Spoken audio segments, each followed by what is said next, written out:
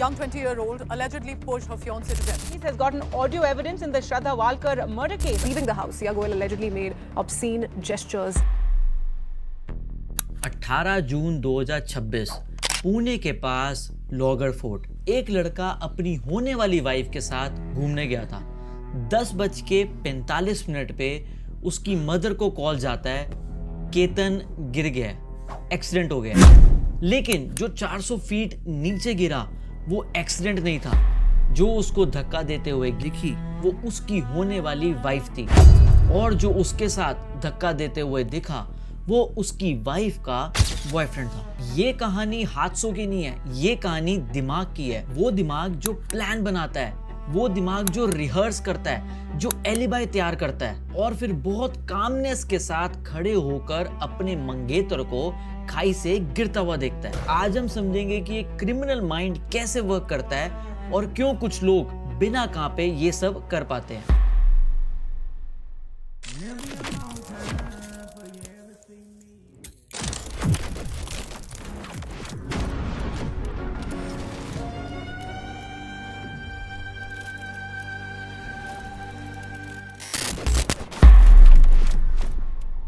Criminal psychology एक simple question पे चलती है, क्या क्रिमिनल्स पैदा होते हैं या फिर बनते हैं? ऑनेस्टली दोनों बातें कहीं हद तक सही हैं, लेकिन जो मैं आज आपको लेंस दिखाने वाला हूं वो साइकोलॉजिस्ट के अकॉर्डिंग उसका नाम है the dark triad. The dark triad में 3 ट्रेट्स होते हैं, और अगर ये 3 ट्रेट्स किसी इंसान में मिल जाएं तो वो कुछ भी करने के बाद रिमोर्स फील नहीं करता, बिना गिल्ट के किसी भी सामने वाले इंसान को नुकसान पहुंचा सकता है। और आज हम जो 2 केसेस देखेंगे वो दोनों केसेस इंडिया से हैं, रीसेंट हैं। एक में एक्यूज्ड लड़का है और दूसरे में लड़की।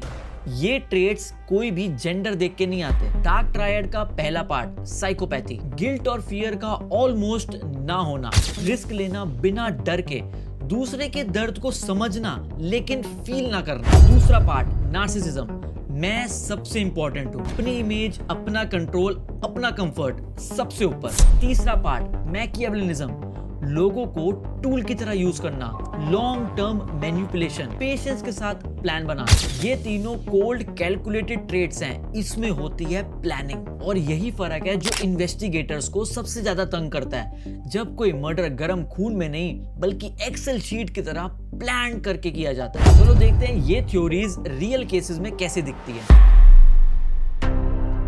केतन अग्रवाल पुणे का बिजनेसमैन, एंगेजमेंट फिक्स थी सिया गोयल से, शादी होनी थी नवंबर में, लेकिन सिया पुलिस के मुताबिक किसी और से प्यार करती थी, चेतन चौधरी, जो जोधपुर से पुणे आया था अपने फादर का ग्रोसरी बिजनेस संभालने। इन्वेस्टिगेटर्स का कहना है कि सिया और चेतन लास्ट ईयर दिवाली पे मिले थे और उसके बाद वो क्लोज आते चले गए। लास्ट ईयर दिसंबर में दोनों जोधपुर भी गए और मई 2026 को सिया चेतन को उदयपुर भी लेके गई। ये वही प्लेस थी जहाँ पे सिया और केतन की शादी होने वाली थी। वही होटल भी दिखाया जहाँ पे सेरेमनी बुक थी। ये सिर्फ अफेयर नहीं है, ये है अपनी रियलिटी को रिजेक्ट करके दूसरी जिंदगी को रिहर्स करना। पुलिस एलिज करती है कि सिया और चेतन ने कई हफ्तों तक ये प्लान बनाया, गूगल भी किया कि किसी को कैसे मारा जाए, और फिर उसको फिजिकली रिहर्स भी किया। 14 जून को पहली कोशिश, सिया ने केतन को धक्का दिया, लेकिन केतन एक झाड़ी पकड़ के बच गया।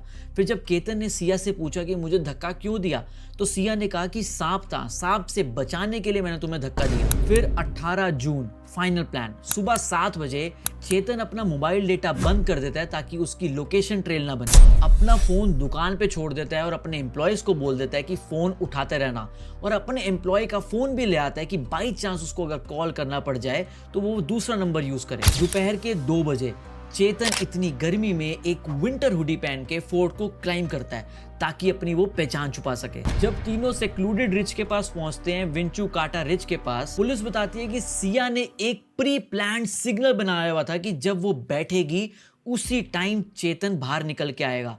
तो सिया बैठती है, चेतन बाहर निकल के आता है और केतन को धक्का दे देता है 400 फीट ऊपर से। चेतन 10 घंटे 40 मिनट तक डिजिटल ग्रिड से दूर रहता है, लेकिन यही उसकी सबसे बड़ी गलती बन जाती है। इतनी लंबी ऑफलाइन विंडो और एक इंसान सीसीटीवी फुटेज में विंटर हुडी पहन के उसी एरिया में घूमता हुआ, और चेतन का फोन दुकान पे है जो कोई और उठा रहा है, इससे सब चीजें मिला के पुलिस को शक जाता है चेतन पे। सिया और चेतन दोनों को अरेस्ट किया जाता है और पुलिस के मुताबिक उन्होंने कन्फेस किया। बट अब सबसे इंपॉर्टेंट क्वेश्चन है कि आखिर क्यों? जब सिया से पूछा गया कि उसने सीधा शादी तोड़ने से मना क्यों नहीं किया, ये स्टेप उसने आखिर क्यों लिया, तो सिया का जवाब था कि केतन को मारना अपनी फैमिली को फेस करने से आसान लगा। ये है डार्क ट्रायड का असली चेहरा। ये कोई जुनून में लिया हुआ फैसला नहीं था, ये था कॉन्फ्रंटेशन से बचने के लिए एक इंसान की जान को कन्वीनियंट सॉल्यूशन मान लेना। चेतन की प्लानिंग, फोन ऑफ करना, हुडी, एम्प्लॉयज को फोन दे के आना, फेक एलिबाई, ये है टेक्स्ट बुक मैकियावेलिज्म।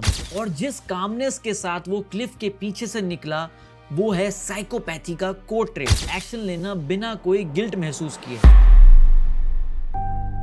अब देखते हैं दूसरा केस जहां पे एक्यूज्ड एक मेल है और जिसमें कोर्ट अपना कन्विक्शन भी दे चुकी है। 2022 दिल्ली, आफ्ताब पूनावाला अपनी live in partner Shraddha walker को मारता है, बॉडी के पीसेस करता है, फ्रिज में स्टोर करता है और महीनों तक छतरपुर फॉरेस्ट में टुकड़े टुकड़े फेंकता है। और सबसे डिस्टर्बिंग बात, आफ्ताब अपनी नॉर्मल लाइफ जीता रहा, इंस्टाग्राम पे पोस्ट करता रहा, लोगों से मिलता रहा, अपने सारे काम नॉर्मल तरीके से करता रहा, बिल्कुल ऐसे कि जैसे कुछ हुआ ही ना हो। क्लिनिकल साइकोलॉजिस्ट ने इसका एनालिसिस किया और उन्होंने बताया कि ये कोर साइकोपैथी का परफेक्ट केस है। कोई रिमोर्स नहीं, एक नॉर्मल मास्क पहन के दुनिया के सामने चलना, जबकि अंदर कुछ भी आपके नॉर्मल ना बचा हो। दो अलग केसेस, दो अलग जेंडर, लेकिन एक ही पैटर्न।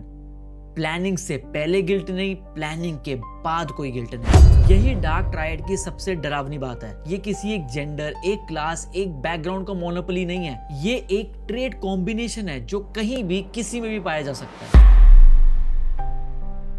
तो अगर अगली बार आपको कोई हेडलाइन सुनने को मिले कि एक लड़की ने अपने प्रेमी के साथ मिलकर अपने मंगेतर को मारा या फिर एक बॉयफ्रेंड ने अपनी लिव इन गर्लफ्रेंड को मारा, तो सिर्फ शॉक मत होना, बट सोचना कि प्लानिंग कितनी थी, रिमोर्स था कि नहीं था, या कॉन्फ्रंटेशन से बचने के लिए किसी और की लाइफ को एक इजी वे आउट मान लिया गया।